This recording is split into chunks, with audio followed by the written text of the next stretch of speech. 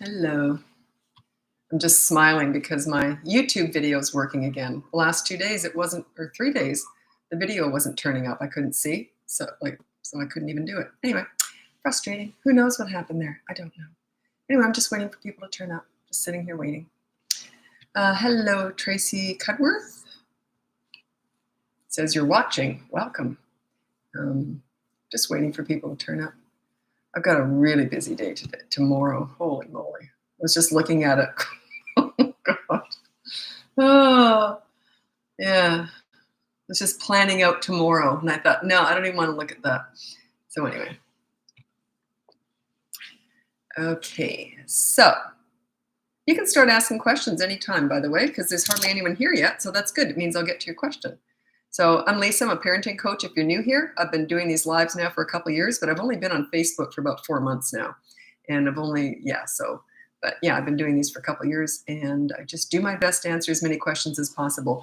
I am sort of changing it a little bit because everyone asks me, I've been allowing the questions to guide the lives, but I realized everyone asks about discipline, but discipline is a tiny part of what I teach. I teach connecting, leadership, making your kids like themselves. So yeah, the discipline is really not my focus at all. And yet, if you tuned into my lives, you'd probably think that's all I do. In coaching, it is a very tiny part of coaching. Anyway. Oh, and you can look at the link above. You can get my free behavior board, my mini toddler courses, my big boot camp course. In a couple of days on Saturday, I start my Zoom calls with that course. Check it out if you want to. It's all an added value right now. It's just a one-off. Just doing it for 6 weeks in a row. I'm doing a live Zoom Q&A within the boot camp course. Anyway, if you're interested in coaching, check that out. And you have to email me to apply for coaching and tell me why you want to work with me, because I'm just really busy. I can't take everyone on these days. If I'm not answering your email about coaching, it just means I'm not taking anyone on right now. So I try and mix up the ages. So I know someone said, well, you took my sister and you didn't take me. Well, that was the difference in ages. I like to mix it up so I don't have all teenagers or all toddlers that I'm on my roster, right? Anyway, how can I stop my almost 3-year-old from hitting me and my husband? Well, if they're almost 3, you can use the behavior board. That is the example that I use. The behavior board is completely free. It's in the link above, so you can check that out.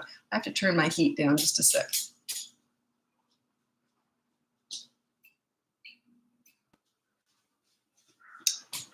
Okay.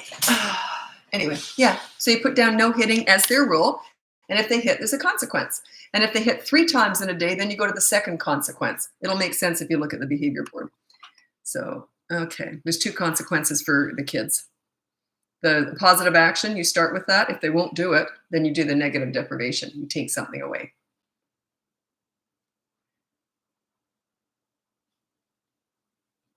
Okay, yeah. I don't talk like this, but I'll read it out anyway. Where is it? I'm going to read it out because this is what I'm up against. And I'm sorry to say that, but I'll tell you why. Okay, strategies for self-regulation in young toddler. It's impossible. Plus, you can't teach someone to self-regulate. You set yourself up as a leader and they will learn how to do that themselves. Eventually, it starts at around the age of 3, okay? So yeah, you cannot teach a toddler. Someone said to me, and I know it's popular right now, teaching a toddler to self-regulate. I don't know who's teaching it. I don't care who's teaching it, but it's kind of not what I would teach. You use consistent corrective actions. You can sort of minimize some behaviors with toddlers, but they're not really learning to self-regulate. They're just learning to avoid certain things for a little while until they clue in. They start to clue into what's going on at around 3, but a toddler is under the age of 3. And the self-regulation stuff. Yeah, it goes along with the mini therapy sessions, discussing all the big feelings and big emotions. It's not toddler talk. That's all for the mom. A 3.5-year-old daughter occasionally pees her pants a little instead of using the bathroom. Sometimes we'll go a whole week with no accidents. Then today she peed her pants twice this morning. Advice. 3.5-year-old daughter. Okay, I don't know what she's drinking, but I would say, okay, so I would just sort of say to her, okay, so you haven't been on the toilet for a half hour now. So just have her sit on the toilet. And you can sit there and tell her a story or read a book with her while she's sitting there. But you're just going to have to get her used to going more often. So they kind of outgrow that stuff. It's just one of those things. It's annoying. And you never, ever, ever, ever, ever discipline for bodily functions. You don't want to shame them.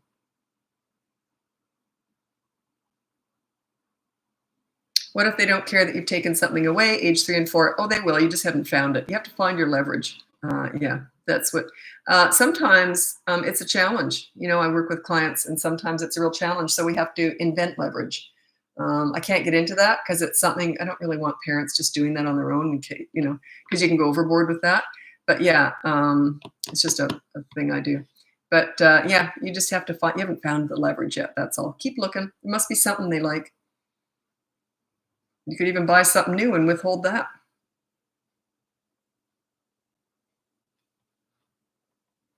Okay. How do you carry out media blackout when only one child has media blackout and the rest don't? What you do is you never sequester the child who has media blackout. They have the run of the house except the master bedroom. The other kids go in the master bedroom with a smaller screen. They're quite happy to do that if they know that their brother or sister has media blackout. Okay, they don't. The whole family has to suffer a little bit when it's media blackout. Also, when that kid has media blackout, you do it with them. Okay, and you say, look, you got media blackout. I'm not going to go use a screen if you can't, right? I'm your parent. I love you. So I'm not going to, it's not like, let's say this is your phone. You're not going to, they got media blackout and you're like this, oh, this is great. You know, you're just not going to use a phone or anything. So you say, how about we play a game? Because we're doing media blackout together. How about we play a game? No, I hate you. I hate you. Okay, never mind. And then when they calm down again, you ready for that game now? You see, you're always trying to connect with them. Media blackout's a great opportunity to connect with your kid. Play with them, read books to them, go to the park with them. You know what's interesting is some families have said that those kids that are in the master bedroom watching their show and they hear all the fun that you're having out there playing games and that with the kid who's got media blackout, often they come out and play the games. So yeah, not all the time. Don't expect that, by the way. It doesn't happen that often, but it does happen.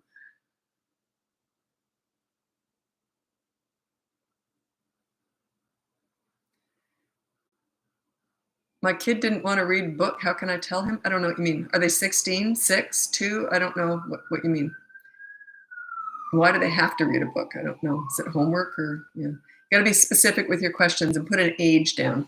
I'm going to read out just while I'm killing time here waiting for questions. Oh, wait a minute. Okay, this one's from Sarah on YouTube. Hi, Lisa. Thank you so much for your time. I have 15. Okay. I have a 15-year-old going on 16-year-old boy. 15 going on 16-year-old boy who refuses to come back to my home. I'm very hurt and want the opportunity to better our relationship. But he's okay. That's coaching. I don't know what your relationship's like. I have to assess the whole situation. We have to do some damage control. We have to start slow, building a relationship. Yeah, it's tough. Anyway, that would be coaching. If you're interested in working with me, you have to look into my coaching. It's in the description on YouTube, or it's in the link above here, or somewhere in Facebook. I don't know. So I don't know what's going on Facebook. I don't do my own Facebook, so I don't know. But anyway, there's a link somewhere, and you look up coaching. And if you're interested, then you can send me an email. Tell me why you want to work with me. Yeah, that sort of sounds, that's probably one I would take on. Because you don't have a relationship with your 15-year-old boy, I would want to help that. I specialize in teenagers, by the way. They're my favorite age. And good luck finding a lot of people who work with teenagers, like coaches who work with teenagers. No one wants to do it. It's my favorite age. Like, it's amazing. I was talking to someone and they said, oh, well, we looked around just to compare to see, and they couldn't find anybody else who works with, like, who specializes in teenagers. I'm sure they're out there, but they just couldn't. It just struck me as funny. And I thought, yeah, I can understand that. I can understand that. Okay, tantrums for almost 3 years old, only outside.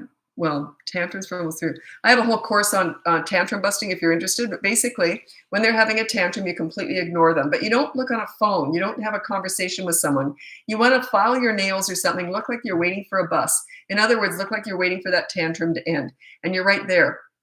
It's important that they know that you know they're having a tantrum, and this is how you're reacting. Just like you're waiting. As soon as it stops, oh, you all done? Do you want to go to the park? Or do you want to read a book? So you ignore the crazy and reward the calm. You do not need to validate anything wrapped up in a tantrum. There's no need to discuss a tantrum before, during, or after. I wouldn't do it. If you can come up with a good reason why you should, then let me know, but no one's ever been able to change my mind. I can't imagine the value in discussing a tantrum before, during, or after. Zero value. Why you want to discuss why they're nuts just because they don't get their own way. Why do you need to discuss that? Yeah, you don't.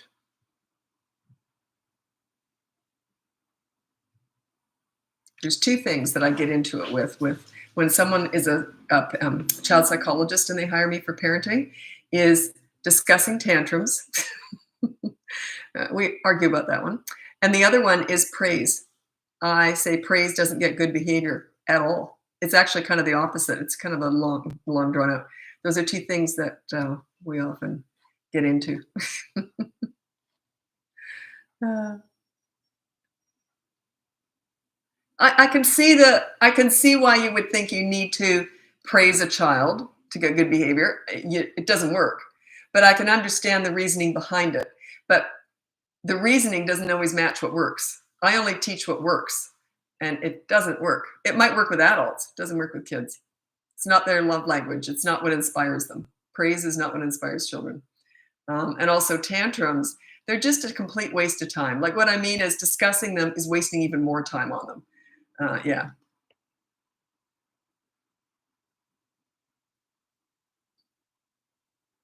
Okay, this is kind of a mess here. How do I stop power struggles between my husband and 10-year-old daughter? Okay, that's not the mess part. I give her extra chores as consequences. She complains more and talks back. Then my husband gets into an arguing power struggle for at least a half an hour. Yeah, okay.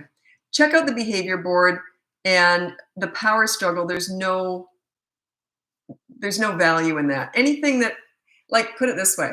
If I was working with you and coaching and then he was arguing with her, having a power struggle, it erases my coaching. Because that behavior is not a leader type behavior. So yeah, it's kind of a mess there. So yeah, just say, you know what, check out the behavior board or check out the boot camp course.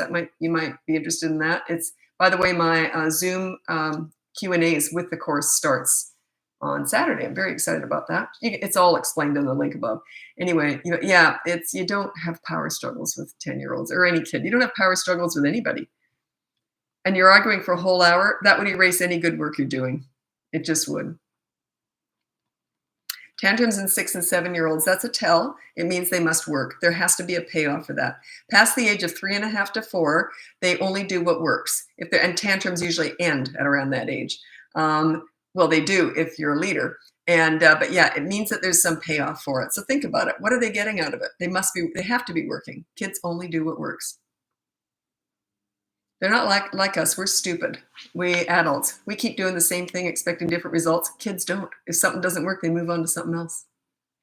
You make sure the bad behavior doesn't work, and then they'll turn to good behavior. It's just the way it goes. Oops, I'm skipping ahead just because I want to make sure people are here because people come and go. So I try and get to the most recent questions. Okay, what should we do instead of praise? You play. Play is their love language. Parents tend to overpraise and underplay. Do I really want to get into this? Why I don't like praise? It's okay, and you can do some of it. But if you overdo praise when a kid is good, you know what you're saying to them? Wow, what a surprise. You rotten little kid. You're actually good. It's like the reward chart. You see, I just expected my kids to be nice. I didn't go, oh my God, you're so wonderful. They already knew they were. We had a great relationship. So overpraising is kind of like the reward chart. By the way, what gets good behavior out of kids is addressing bad behavior and having consequences, but then playing with them. Play is their love language. When you connect with them and playing in their world, you get great results. Anyway, in coaching, most of coaching is all about connecting with your kids. Discipline is a tiny part of coaching. It's huge in my lives because I'm responding to your questions, right? Most people ask about discipline, but discipline isn't really parent. It's not the way I look at leadership. Leadership is making your kids like themselves, bringing out the best in them. You deal with bad behavior, forget about it, wash your hands of it, deal with it. Then you focus on the good kid right away. You know that pool story? That's my absolute best example of everything I believe in how you should treat children. You deal with bad behavior, get it over with, and then you focus on making them like themselves, bringing out the best in them. Where you put your focus, where you put your energy is what grows. If you're putting all your energy and focus into constantly telling them what not to do, they'll keep doing it. Guaranteed. And another reason why you shouldn't do that, another reason why I think you did that, make sure you don't do that again. Parents talk like that all the time. It's berating them. You're just going to they're going to get worse and worse. How do you have fun with your kids at each age group? Oh, so easy. You watch how they play and you join in. All play is kid-led in their world, in their language. My kids were in charge of play. And any kid I've ever worked with, the play is all on their terms. Yeah, watch how they play and join in. And then you can try different, once you're in there, then you can say, hey, how about this or how about that? But basically they're in charge of play. If you want to play and connect with them, you're not in charge of that. Why? Yeah. Don't expect them to find their inner adult. You find your inner child. With teenagers, it's the same thing. I was just talking about that with a client today. And I said, yeah, what do they like? Oh, they like that? I'd go, if it was a book or a movie, I'd go out and watch it and I'd go out and read it so I could talk to them about it. I enter their world. That's how you connect. Show interest in their world. Don't pretend to like it if you don't. Just say, yeah, I watched it. I think I'm too old for it or something. But you gave it a go. That says a lot. That says a lot about how you feel about them. You wanted to give it a go. You wanted to know why they liked it.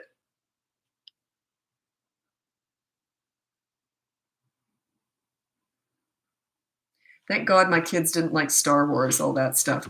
I remember when Star Wars first came out, it was the only movie I've ever walked out on. I just thought it was boring. Don't hate me. Well, you can hate me if you want. But anyway, and I was thinking, oh my God, if my kids like Star Wars, if I have to start going to Star Wars movies, oh, I'll shoot myself. Oh, I hated it. And that was the original one when it came out. Yes, I'm that old. Okay. My 6-year-old's been calling my husband and I meanies when we instruct him and he doesn't like it. So just say, whatever. Like if my kids never said that. They never rebelled because I was a leader. They don't rebel against leaders. So anyway, if I said something they didn't like, if they had ever said, I hate you or whatever, something like that, it's just manipulation. I would have gone like this, whatever, and then just gone about my business. It's just manipulation. Don't let them be in charge of your emotions like that. They're just manipulating you. 100%. Now, if they say that when you're on Dumbo at Disneyland, then you want to worry. If they're saying, I hate myself, I hate you, you're horrible. If they're having fun, that's different. But if they're just retaliating because they didn't get their own way, then whatever. Who cares what you say? Like, it doesn't mean anything because it's just manipulation. No way would I give that anything.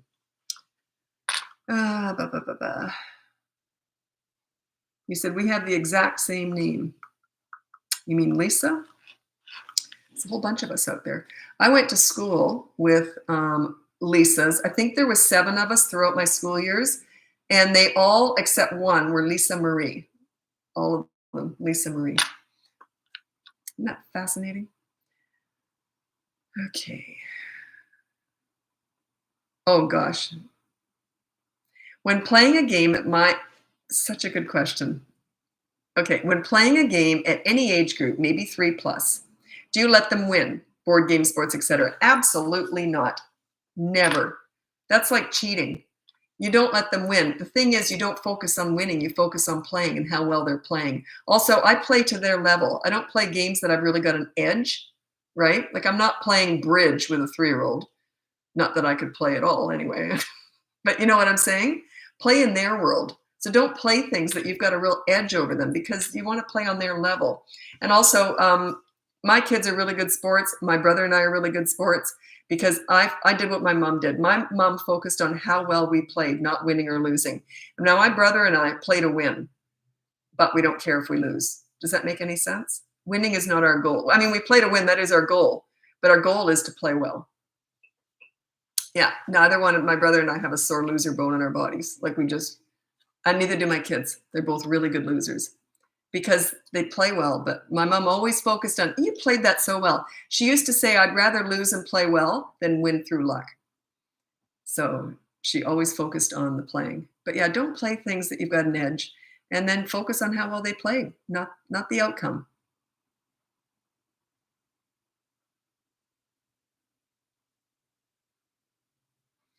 Oh gosh, you're going to hate me. My 10-year-old, and I go right ahead and do it. You're going to hate me. Here goes. My 10-year-old struck me as funny. Oh, you're going to hate me. And then I dive into it. My 10-year-old son doesn't respond to electronic blackout. So that's media blackout, no screens, right? He can go without it. I haven't been able to find something to take away that actually bothers him. By the way, what you're not going to like about this is how lucky are you? Like, wow, you get a 10-year-old who doesn't care about electronics? Like, wow. Every other parent watching right now, including me, is thinking, what? Well, my kids are grown now, but wow, how lucky are you? Anyway, you got to find something. There's always leverage. If you can't find anything, you've got to invent leverage. I'll give you just a really watered down version of this. You can buy him something new, and then something that he's excited about, and then you can restrict the access to that. Or you can say, actually, we were going to go. How old is he? 10. Actually, we were going to go to I don't know, the escape room tonight, but because we had a bad day today, we're going to postpone it. I don't know when we're going to go, but we'll postpone it. So you see, you were never going to go to the escape room, but if you have a bad day with them, then you can say that. Sometimes I invent really big leverage, but that's just keeping it small. So you're taking away something that you were never going to give him anyway, but he doesn't know that. Well, you said, my kids are 3 and 4 and act especially bad when certain people are around. What can I do? Okay. Past the age of about 3.5, if you're a leader, your children are under your umbrella, wherever they go, whoever they're with. So that just says you got to work on your leadership skills because they like themselves. They have high self-esteem under your umbrella. They love a leader. It just guides them no matter where they are. My son was in grade 2 and his teacher called me on her lunch hour. She thought this was so cute. She goes, I got to tell you this. She said, she asked my son in grade 2, why are you so nice? And he said, Mommy makes us be nice. It's like he had no choice at all. He just had to be a nice kid. So they're nice everywhere. So you see what I mean? It means that maybe certain people give in to their demands and other people don't. They probably hate me. You see what I mean? Like maybe that's it. You just got to work on your leadership skills. That's a tell for me. So sometimes they're good, sometimes they're not.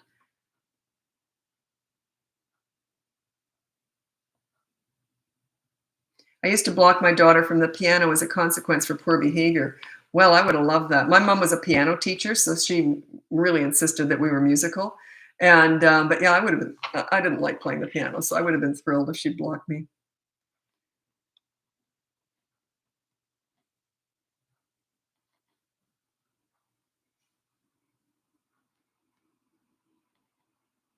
Okay, I like this one.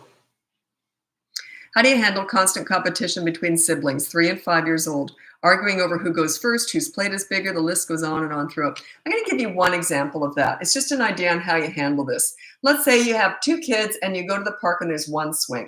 Here's what I would say. I'm going to say, look, I'm going to flip a coin or have a rock in your hand and put it behind your back and change hands. So whoever wins, guess which hand the rock is in, you get to go on the swing first. But you only get a 1-minute turn. I'm going to time it. And every turn after that is 2 minutes. So you're teaching them how to share. A lot of parents are so focused on teaching your children what not to do, they forget to teach them what to do. So they just haven't learned how to share, right?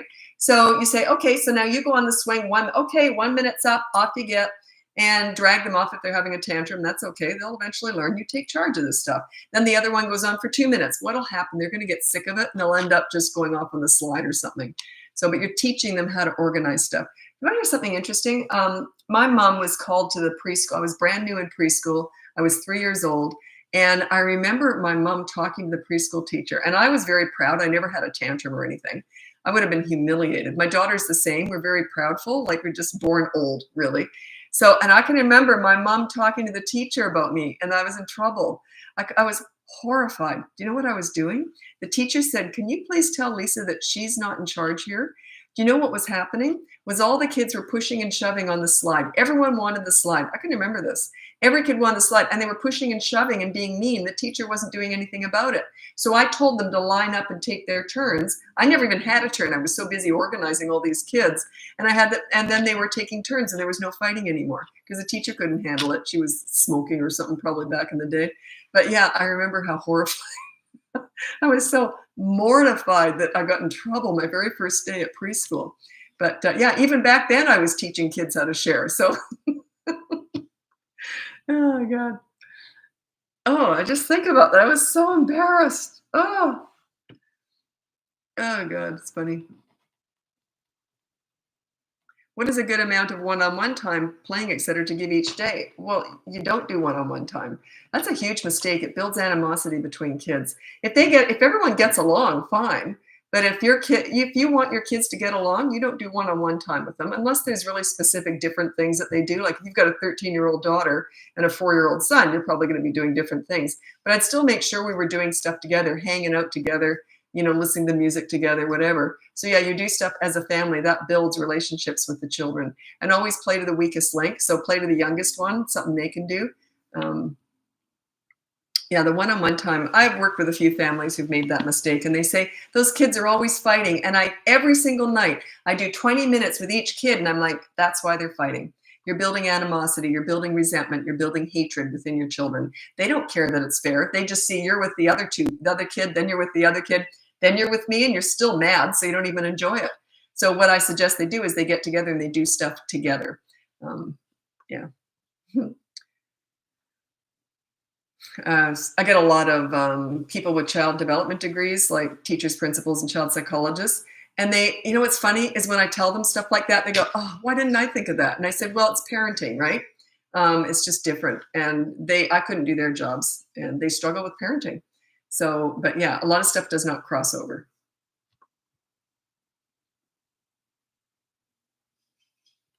I don't know what the heck are you trying to sell people on stuff here? It's not the right place to do it.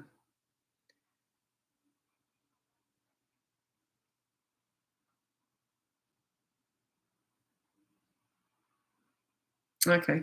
My twin girls are 8. How do I stop them pushing me or grabbing my arm? That's a tell. It means you're not a leader. They don't respect you.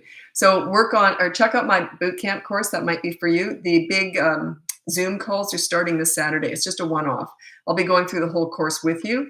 If you've already finished the course, you can still join in. Anyone who's in that course, you'll get the link to those Zoom calls. It's Saturday at noon Pacific time. You might want to check that out. At the very least, check out my free behavior board. Yeah. And it's just about your leadership. We're not fixing kids here. We're teaching parents how to lead. You lead, they will follow. All children need, crave, and want a leader. If you're not a leader for your children, you're going to send them out in the world very vulnerable. They're going to be very susceptible to bullying, peer pressure, the drug dealer on the corner, the internet, the Kardashians. You get the idea? They're instinctively going to search out a leader elsewhere. You want it to be you. When it's you, they're going to come home and tell you everything that's going on in their lives right through the teen years. It's just the way it works. You become a safe place to land. They trust you. They trust a leader. What's the best time to start the Bratbusters course? Should I start before my child turns 3 so I'm prepared? Some people do that. It really does not start until 3, though. You can buy it and go through the whole course because it is just like live coming up, but you don't start it until then. But you'll have a pretty good idea of what's coming up if you do get it ahead of time. Lots of people have done that, but please don't start it until they're 3. It's specifically designed for 3-year-olds and up. I knew what you meant. Where are the links for your extra info? Well, the link to everything is up above, and I have not put the links in the course yet for the Zoom calls because they don't start until Saturday anyway. I'm actually planning on embedding them in the course tomorrow, and then there'll be weeks 1 through 6, and all the Zoom links will be there. They'll turn up. And if you are going to turn up on that Zoom link, if there's a glitch or a mistake on that, you go right back to that course. I will have gone back into the course and say, here's a new Zoom link. Sometimes these things happen. I've done enough stuff like that to know how these things work. Anyway, what time is it? Ooh, I got to go. I got to move over to Instagram. I'm on YouTube the whole time. So I go from Facebook to Instagram to TikTok. Okay, so happy parenting. Check out the link above for my free behavior. Sorry, I'm just getting information here. Check out the link above for my free behavior board, my mini toddler courses, my big boot camp course, and my coaching. I'm really busy these days. I don't have time to take everyone on. Sorry, I'm just getting emails or texts. It's one of my kids. If my kids, they always take top priority. I'm like, oh, my angels. They're grown up, but I'm still pathetic. But anyway, I'm so pathetic with my kids. Every time I see them, it's it's like there's this halo around, this glow around them. I remember once I had a huge family dinner. There were 30 people at the dinner, and everyone was turning up. And I love my family. They're turning up. And well, my son, he'd moved out. He was an adult this time. He didn't live with me. And I hadn't seen him in like a week. This is years ago. And he turns up, and I swear to God, no one else existed.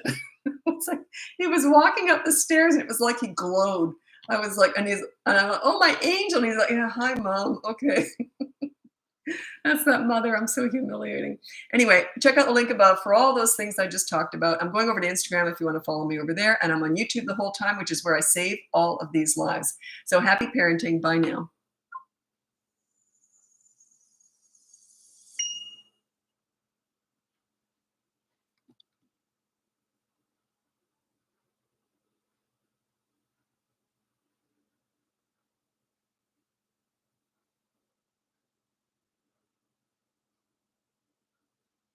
Okay, I'm on Instagram now. Thank you for sharing your wisdom, watching from Texas. I'm really bad at a lot of things, but kids always came easy to me. I always kind of understood kids. And we all have something we're good at. So, is there something that you're really good at that you could share? Everyone says, "Oh, I'm not good at anything," or "I couldn't do that." Everyone's got something that they're just innately good at, that they were just born to do. And if that's the case, you should be sharing that. Don't keep it to yourself. Share it. Tell us, what are you good at? I had a client years ago, and she was very sweet, very quiet lady. And I never really teach what I did with my kids because I'm very extroverted and gregarious and goofy. So I don't really teach that a lot because that's my own personal, like that's how I played with my kids. I was very goofy and wild. So, but that's not for everybody. And she said, she said to me, she goes, "Well, I can't play with my kids because I'm not fun." And I said, "Everyone's got something." And I said, what do you love to do?" And she goes, "Well, I really like to tell stories." This was years ago. And I never forgot this. She goes, "I really like to tell stories." And I said, "What do you mean?" And she says, "Well, when I'm with someone," she goes, "I like to incorporate them into a story. As I'm going along, I make up a story." And I said, "Can you do one for me?" And by the end of it, I just wanted to curl up in her lap. Like it was just beautiful. Like what a talent. So I said, "There you go. That's what you're going to use. That's going to be your fun with your kids." And she said, I said, "Do they like it when you tell stories?" And she goes, "Yeah, but I only do it at bedtime." And I said, "We'll start doing it during the day then."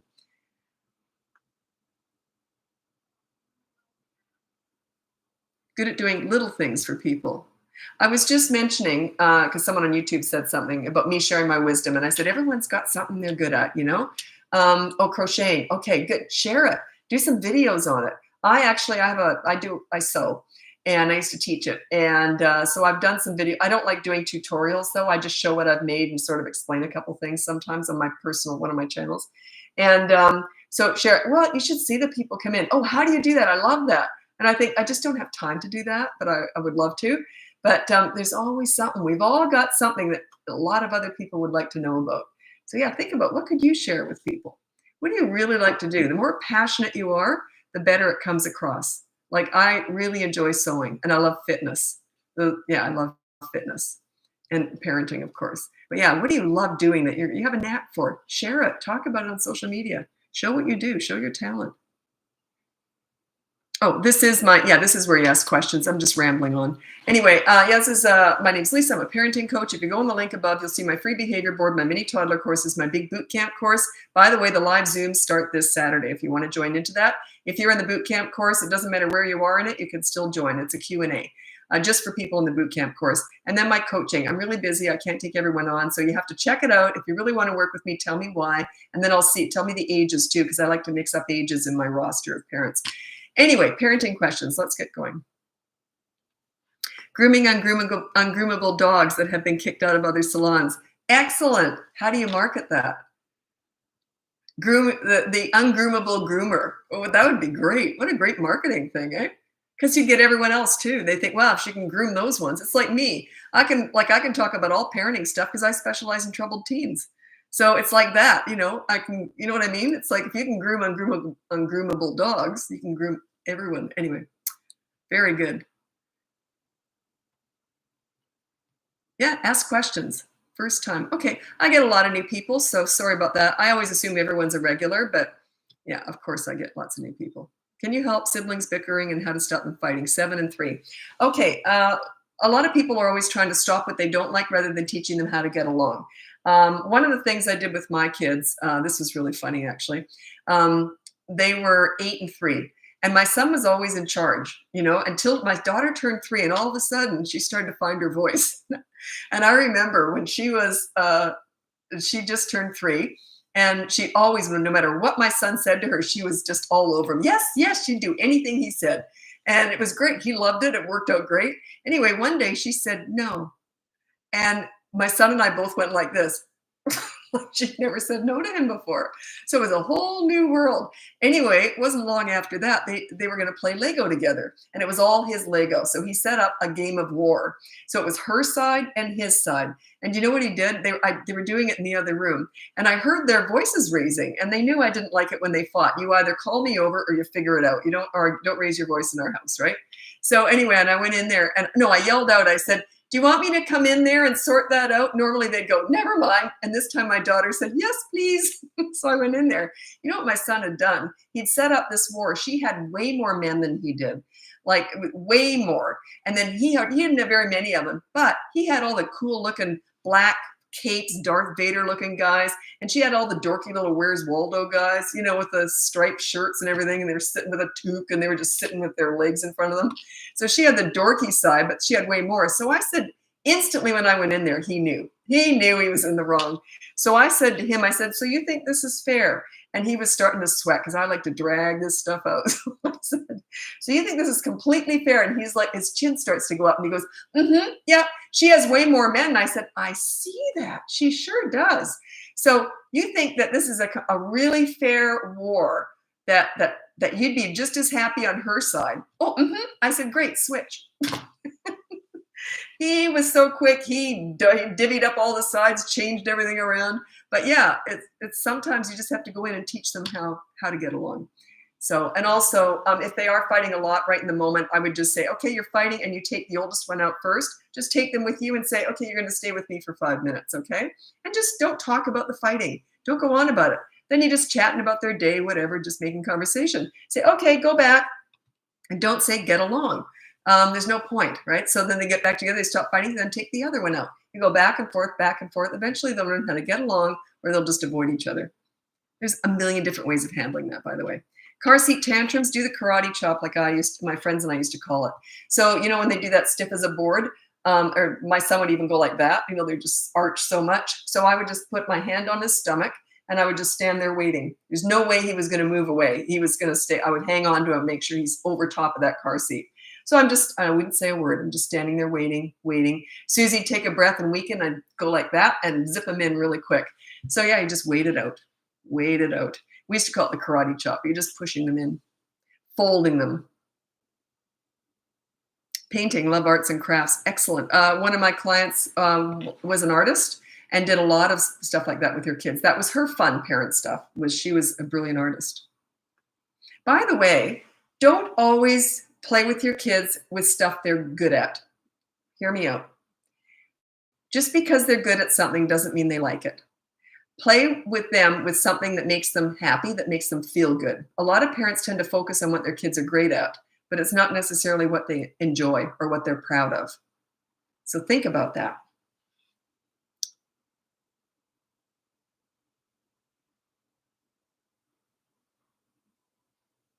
Wait, I haven't said the age. I can't answer. It's the crying when he loses something. I need to know the age. I'm good at complimenting and gift giving. Excellent. Because I was asking people, what are you good at? You really got to share your talents. Like, there's 3 things I'm good at that I've taught. One is parenting, one is sewing, and another is fitness. Those are all things I really enjoy and I think I'm good at. Okay. And people seem to agree. So that, you know, it's worked out. But find something you're good at and go with it. And passion is that's the key. If you're passionate about something.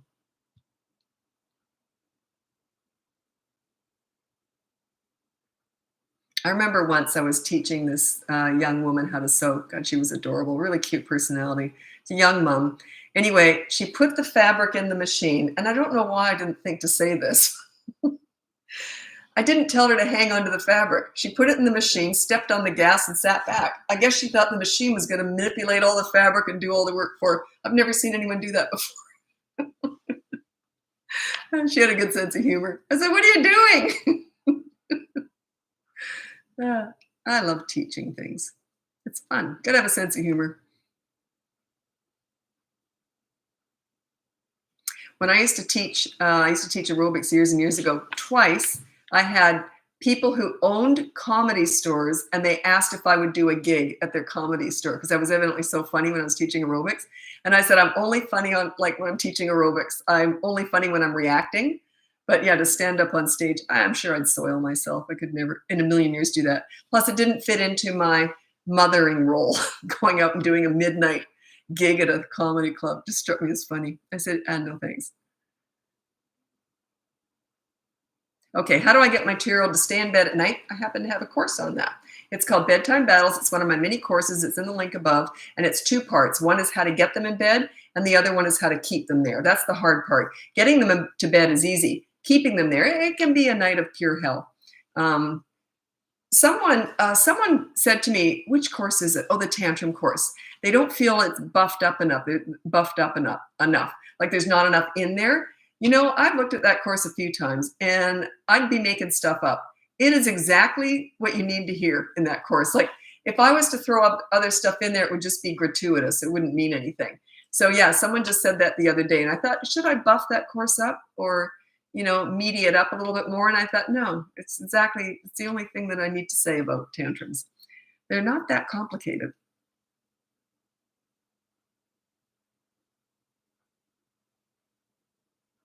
Okay, very good point. My girls have a large gap, 4 and 12. Okay, so you're finding things hard to do together as a group. There must be something, and it could be art, it could be doing nails, it could be doing makeup, it could be doing each other's hair, stuff like that. Is there anything, some kind of craft that the 12-year-old could be helping the 4-year-old with?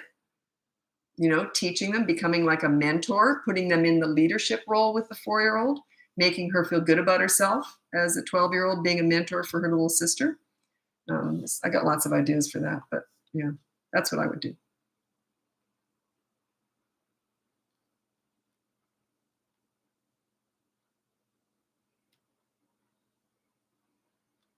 Yeah, you said I use a sound machine, sleep music, and I lay with mine for a while. Yeah, I don't recommend that, but if it works, do it. Like that's not what I teach, is what I'm saying. It's not like there's anything wrong with that. If it works, do it.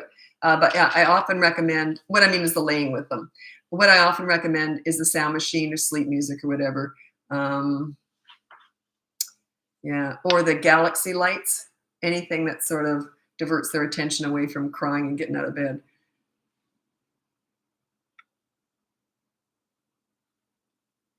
Okay, what do you do when your kids get in trouble in public? What do you give them for a punishment? So let's say they're 3 and above, you do deferred punishment. You say, I didn't like what you just did, we'll discuss it when we get home. So you defer the punishment. It gives you time to think and them time to sweat. So yeah.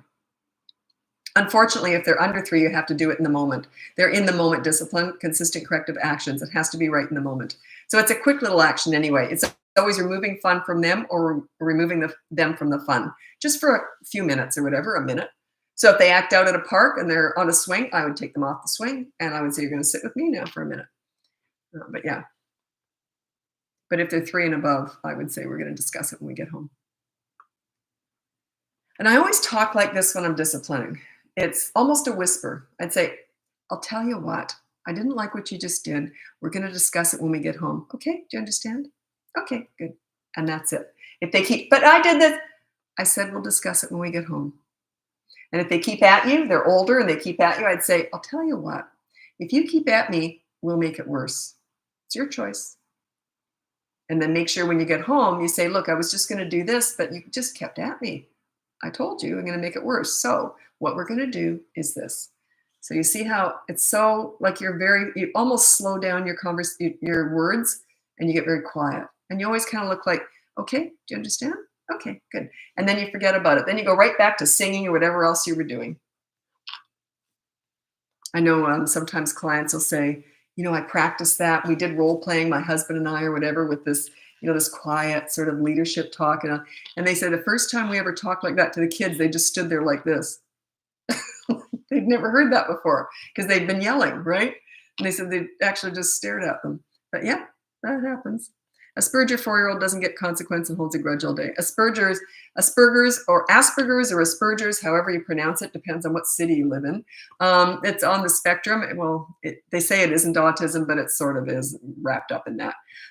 Anyway, that's coaching. I don't discuss autism or any child on the spectrum, ASD. on here. It would be coaching. So I can't answer that. It's more of a specialty kind of thing. So that's I only deal with that in coaching. Okay, pacifier hack. My 2-year-old won't let go for the life of her. Okay, I'll tell you how I did this with my son. I think there was a lot of luck involved too, because he did have tantrums. They're either going to have them or they're not. They're either born to have tantrums or they're not, because it's a temperament. Anyway, he had tantrums. I was terrified to take the pacifier away before we went on a big long trip. I wanted to take it away when he was about 1, but I knew we were going overseas. We lived in Australia, that's where my kids are born and raised, and we were visiting my family in Canada. And I thought, no, I'm just going to let him have the dummy until we get back from Canada. So, because there's no way I wanted to have a toddler on an airplane without a pacifier. I just, anyway, because I'm thinking ears popping and everything. So anyway, we get home from Canada and I had jet lag, so did he. And my husband was at work. And I just decided, I don't know what came over me. It was the day after we got home, jet lagged. And I thought, that's it. I don't want any more dummies around. So I had him help me. We took all the dummies. I made a big production out of it.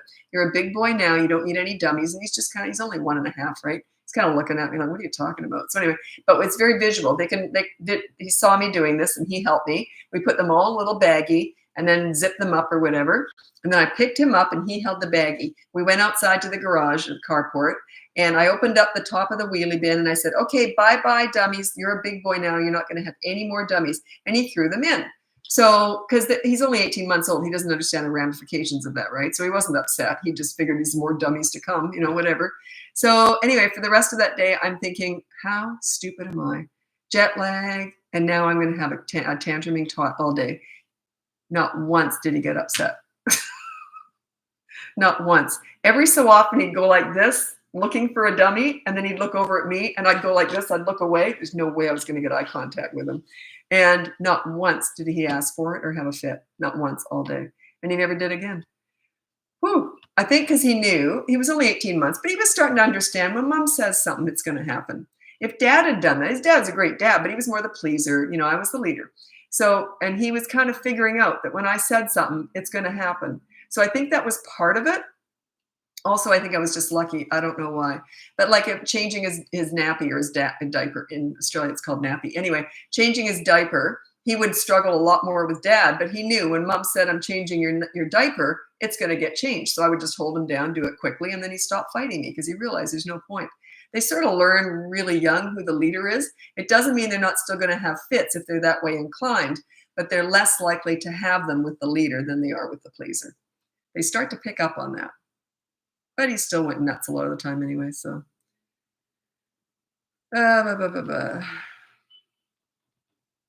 Okay.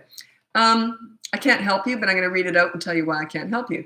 I just started following you, and I don't know if you'll be able to share this or not, but whatever. My 1-month-old will not go to sleep. She's been crying. Yeah. You have what they call a newborn, and they don't make any sense at all. And I would say just go with it.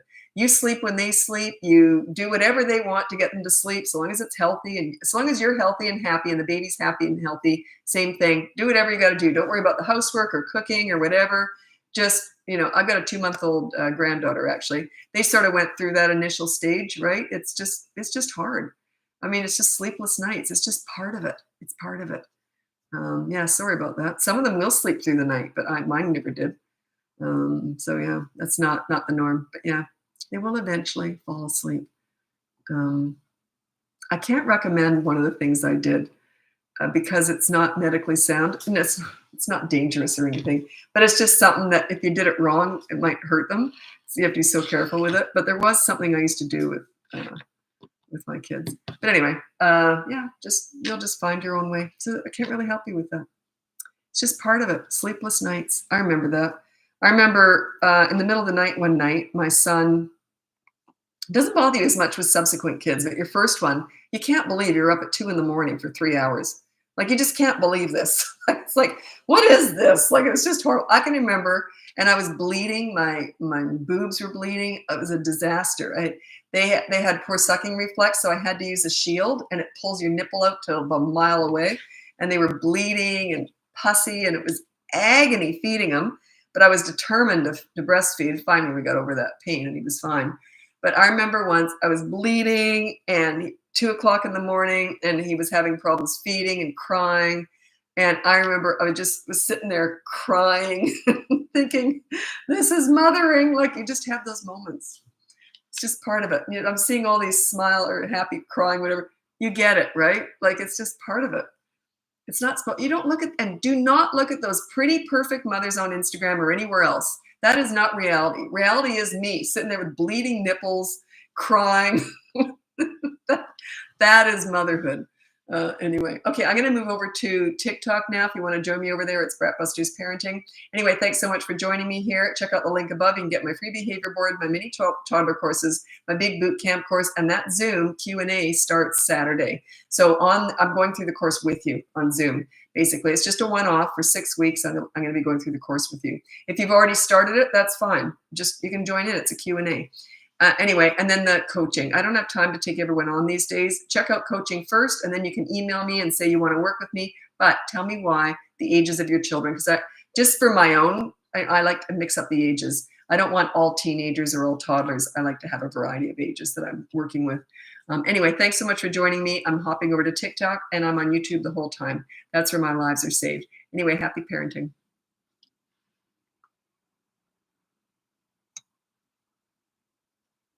And a whole bunch of people always move from platform to platform. This is Dan Schneider. That's TikTok. They start doing ads as soon as you tune in. These t-shirts up into You didn't used to his do house that. in California. Come on.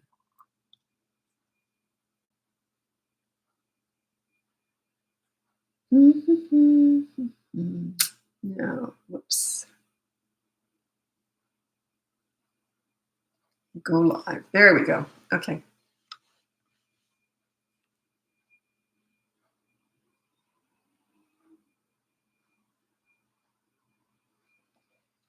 Oh, that's tart.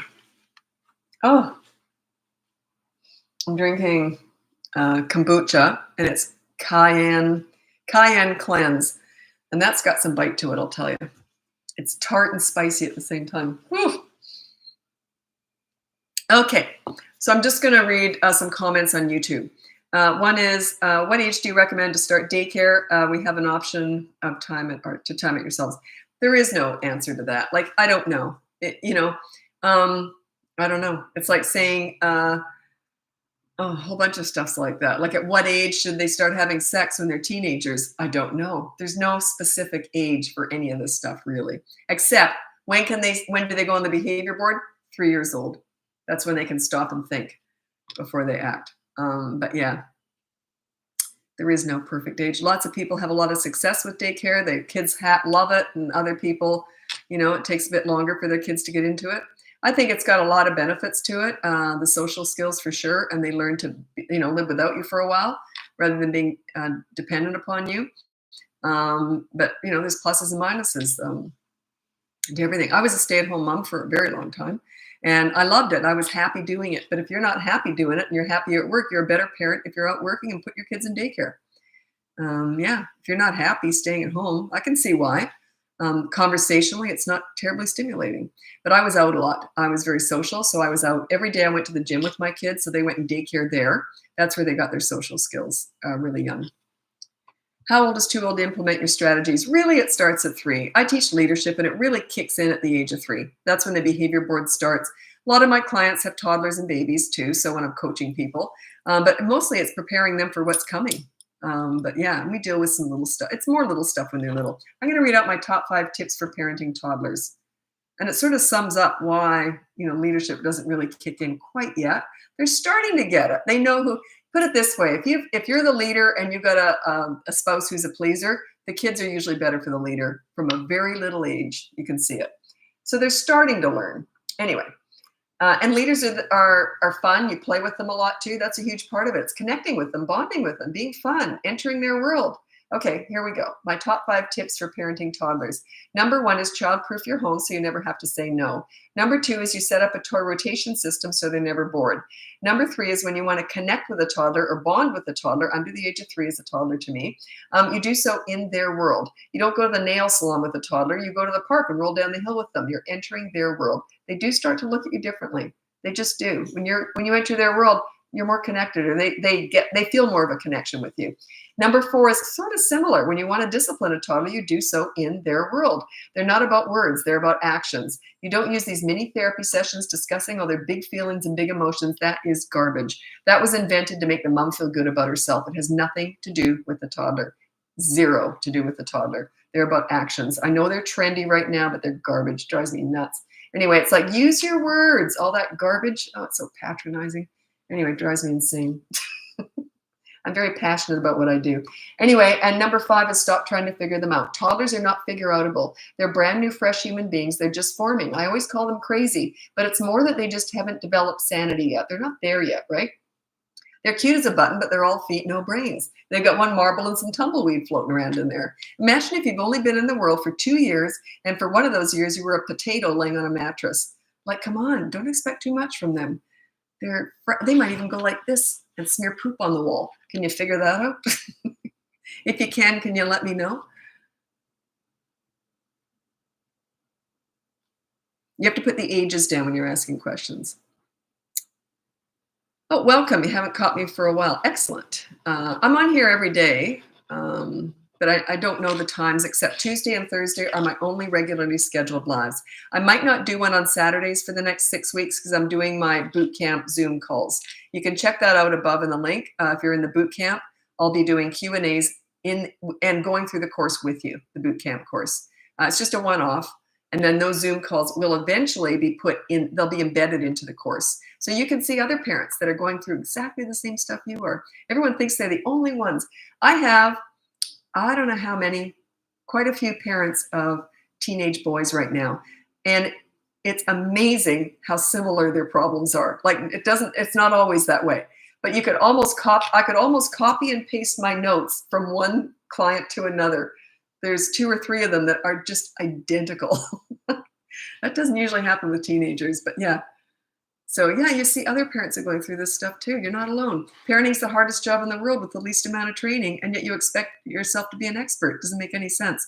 You know, we used to say that parenting comes naturally. It never really did. What happened was 100 years ago when that saying was invented, parenting should just come naturally, or it's probably longer than that, is there was a village raising kids. You know, you weren't alone. We're all isolated now, living alone. There were multi-generational households. So you had your parents and your grandparents living with you, maybe a cousin and their kids. I mean, it was just different. And the neighborhood, all the moms were home for one thing. And they didn't expect too much from their kids either. If the kids acted up, they just swat them. I mean, there was just they just all sort of did all the same thing. No one ever really thought about it. And the kids, we didn't think about it. We were like this back in the 60s when I was raised. The whole neighborhood knew us, and also they would tattle on us. So if a mother saw some kid doing something, they'd yell up, hey, Lil, you know what so-and-so's doing down here? So there was a village raising kids back then. Nowadays, you're isolated, okay? It's just different. Plus, a lot of you are products of the pleaser parent style, which is no training whatsoever because it's a disaster. So yeah, if you're a product of a pleaser parent, how can you teach your kids, and how can you teach yourself how to be a leader, right? That pleaser parent style, that there's the old-fashioned authority, not a bad way to parent. They'll rebel in the teen years, but they come out the other end just fine, okay? And they respect their parents in the end. Pleaser parent style is the exact opposite. You're rolling out the red carpet, trying to make everything easy for your kids. You actually believe in participation awards. What a bunch of garbage. I hate that. Can you imagine? You turn up and you get an award. I was just down at Whole Foods today. No one gave me an award for turning up. I'm going to complain. I think I'll take them to court. But anyway, you get the idea? It's ridiculous. Entitlement.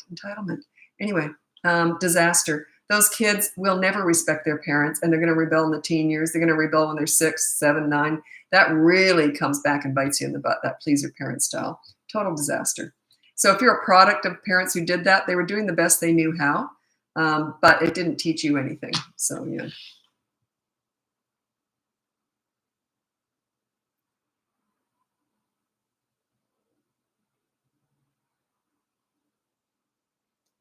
This struck me as funny. You said, what's good for the eyesight? Well, I'm not a doctor, and I was kind of having a hard time reading it because my eyes aren't great, so probably not the one to ask. Mind you, I'm old, so that's part of it. I did have that surgery done, but you can get it. Most people get it for farsightedness because most people don't mind wearing reading glasses. We all go and get that done when we need 2 pairs of glasses, one for far away and one for close up. You're always switching back and forth. That's when people usually get the surgery done. And that's what I did. Anyway, so they said, well, you know what you can do? You can have it done so one eye goes far and one eye goes near.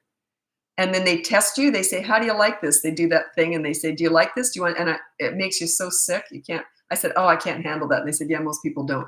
Anyway, I had the surgery done. They say, we can never guarantee how your eyes are going to heal. This eye went near and that eye went far, so I don't need glasses. But they just healed that way. Isn't that bizarre? But I don't see as well. If you're looking into it, that's something to think about, eh? They don't tell you that going in, that they can go near and far on their own.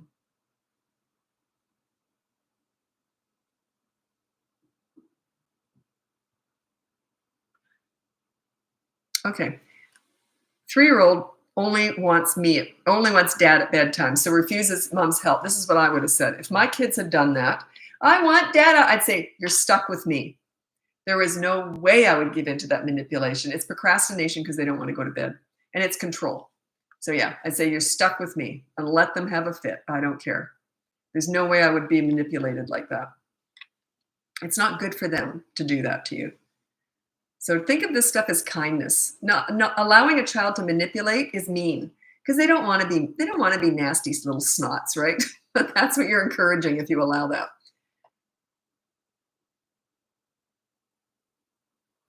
Nasty little snots. I haven't said that in a long time. Do you give advice on teens as well? That's my specialty. I specialize in teen crisis work. So yeah. Yeah, that's who turns up. Most people on TikTok especially seem to be younger parents, but my specialty, I started my business doing teen crisis work. So that's my favorite age is teenagers. And actually most of the clients I have right now have teenagers because especially I take on crisis clients. Even if I'm fully booked, I'll still take on a crisis client. Just because not many people do that. So, where else are you going to turn? Like it's hard to find people evidently who they're my favorite age, teenagers. Absolute favorite age. Because I have to actually think sometimes, with coaching with teenagers. I have to get really creative. And I just happen to really like them. Once you know how to talk teen, like how to parent a teenager, they are lovely. It's learning the skill. I'm going to read out, this is very general information, but this is my top 3 tips for parenting teenagers. And I usually read this out to my clients who have teenagers too. If they haven't already seen me, most people have seen all these my lives. Anyway, this is my top 3 tips for parenting teenagers. The first one's the most important. Number 1 is you listen to understand and show empathy. You do not listen to gather information to lecture with. If they want your advice, they'll ask for it. By the way, they already know it. So you listen and you say, yeah, that would be frustrating, and then stop talking. Hard to do. I'm a talker, but it works, so I can do it. It works. Anyway, listen to understand, show empathy. Number 2, negotiate pretty much everything, or everything you can negotiate. Goes something like this. Hey, I want your dirty dishes in the dishwasher from now on. What do you want from me?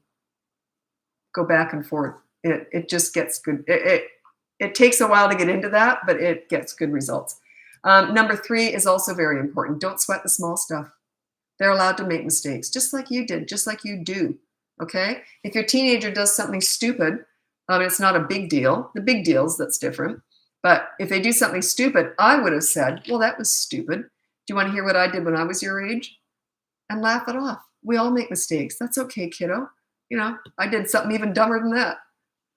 Make mistakes. It's how you learn, right? Yeah. They're great. I've only got 2 kids. I didn't learn much with them. I'll be honest. They're grown up now. I've got a grandchild too. I didn't learn much with them because I got respect when they were tiny. Sailed right through the teen years. It was all the kids I worked with, mostly the delinquent teenagers. They taught me more about life and respect and patience and understanding and empathy, I think, than anyone ever has in my whole life. They were, I get really emotional. Anyway, they were my best teachers by far. They're the ones who said, you got to teach this, Lisa. They said, no one's ever talked to us like you have. And yeah, some of them even said, I didn't even like myself till I met you. My goal is always to make them like themselves. And when they like themselves as a result of you and your relationship, how are they going to treat you? Like gold, right? So yeah, they were my best teachers by far. I've worked with hundreds of kids, all ages, all challenges, but the delinquent teenagers were by far my favorite. I don't know, I didn't expect to like it that much. I didn't expect to learn so much about myself because believe me, they find all your flaws. They're first getting to know you. They will test you out the wazoo like you wouldn't believe. So you've got to know how to ride through that. Yeah.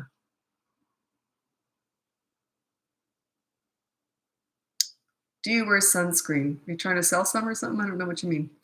How do you make them like themselves? You wallow in their good points. Oh God, how am I going to go on about this? I could go on forever about this. I'm going to tell you the pool story. Okay. You probably haven't heard that. Oh, the pool story is the very first video here on TikTok and on Instagram. It's called Example of Leadership Parenting. And I'm going to tell it now and then I'm going to go because I got other stuff. I got a lot of work to do tonight. Anyway, this is a perfect example of how you get kids to like themselves and how you set yourself up as a leader. It wasn't even my own kid. It was, anyway, here's the story. It's a true story. It was my son's 8th birthday, and he invited 5 little boys over. So I had 6 8-year-old boys in the pool. My husband took our daughter somewhere for a while. So it was just me counting heads, and I'm a safety freak. So all I'm doing is counting heads in the pool. Now, before they went in the pool, I said, Whaley's over there. Now, Whaley was a giant blow-up toy. We didn't have a foot pump, so I didn't want to take the air out, and I put him way off to the side. And I said, Whaley cannot go in the pool because it's dangerous. I can't see behind him. So 3 of you little boys could drown, and I wouldn't even know. So anyway, that's it. Go in the pool, have fun. That was the end of it. Sure enough, one of the kids brought Whaley in the pool right away. So I said, Whaley out of the pool now. And he said, no. And my son went like this because he knew mom knows how to take care of business. He was like looking forward to the show. Fully clothed, I'm in the pool and I got that kid out like that. And my son put Whaley away. And I said to this kid, I said, you're going to sit with me now for 10 minutes. And then I'm counting 5 heads. And this is what I'm doing with this kid for 10 minutes. I saw you in a soccer game. Didn't you get a goal? High five. Way to go, buddy. And then I remember we did that test the other day together. I hear that you got 85% on that test. So you are smart. You were saying you were dumb. It turns out you're smart after all. Blah, blah, blah. And what's your favorite PlayStation game? Well, he never shut up. Talking. So the 10 minutes is up. And I said, okay, bud. I said, 10 minutes is up. Go back in the pool and have fun. I couldn't get rid of him.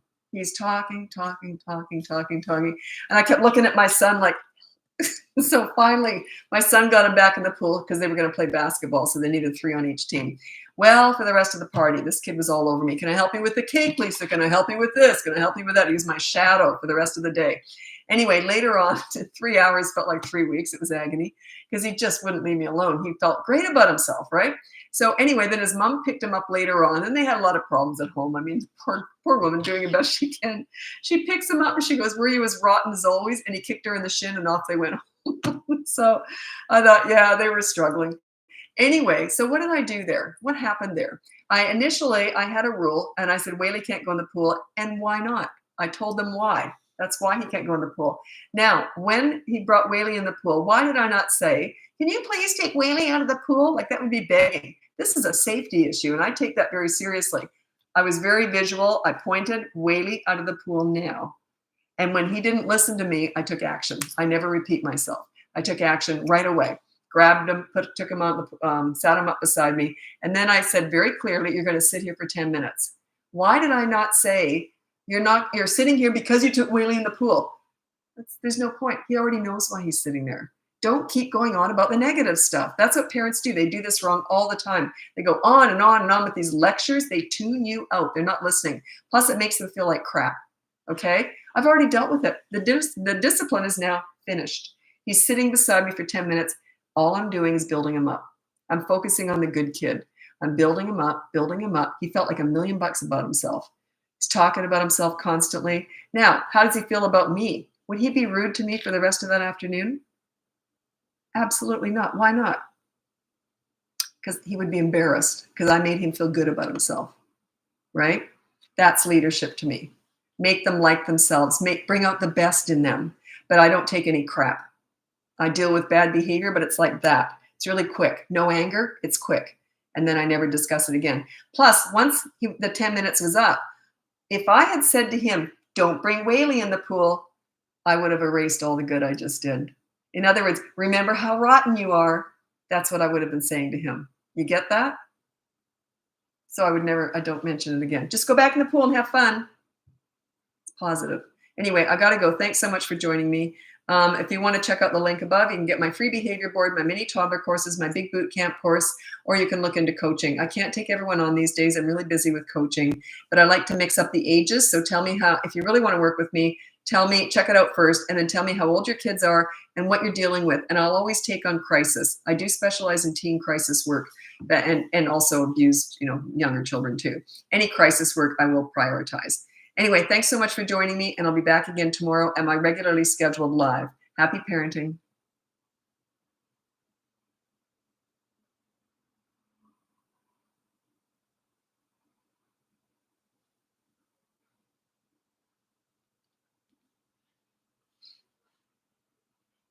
Oh, sorry.